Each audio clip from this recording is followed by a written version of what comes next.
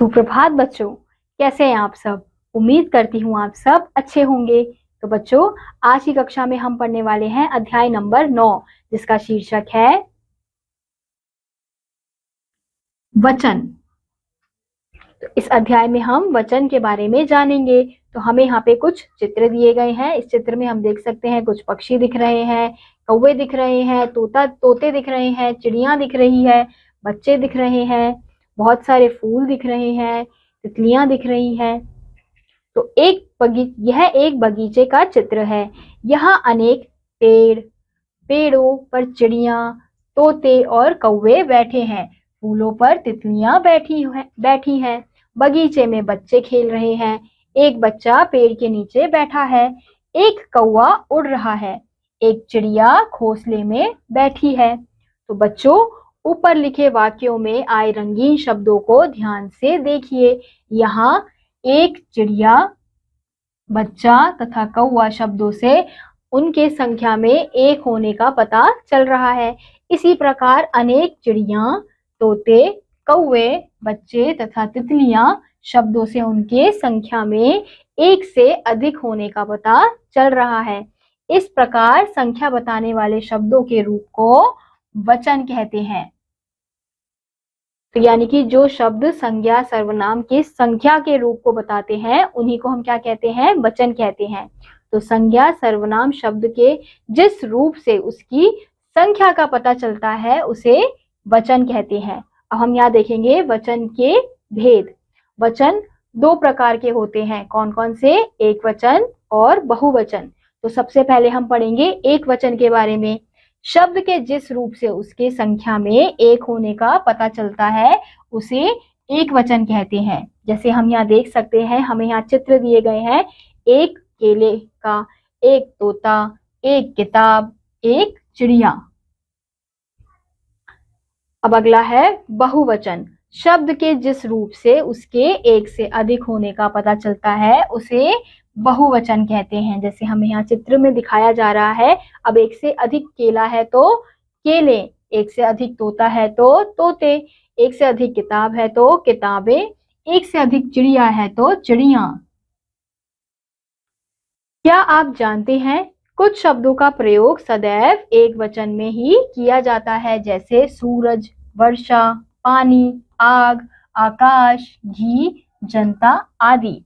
कुछ शब्दों का प्रयोग सदैव बहुवचन में ही होता है, जैसे आंसू, हस्ताक्षर, प्राण, केश, होश, लोग, समाचार, दर्शन। आदर तथा सम्मान प्रकट करने में सदैव बहुवचन का ही प्रयोग होता है।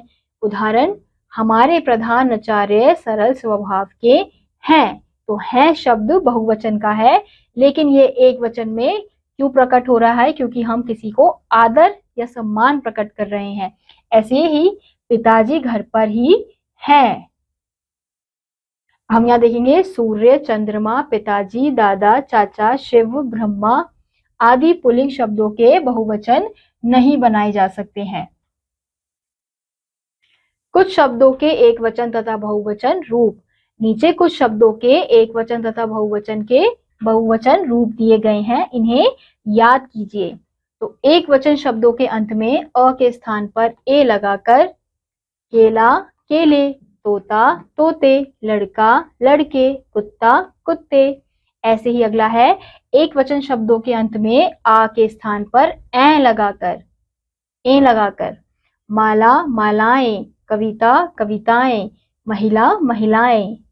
ऐसे ही अगला है, एक वचन शब्दों के अंत में अ के स्थान पर ए लगाकर सड़क, सड़कें, पुस्तक, पुस्तकें, रात, रातें। अगला है, ईकारांत या ईकारांत एक वचन शब्दों के अंत में ई के स्थान पर इया लगाकर नारी, नारियां, बेटी, बेटियां, देवी, देवियां।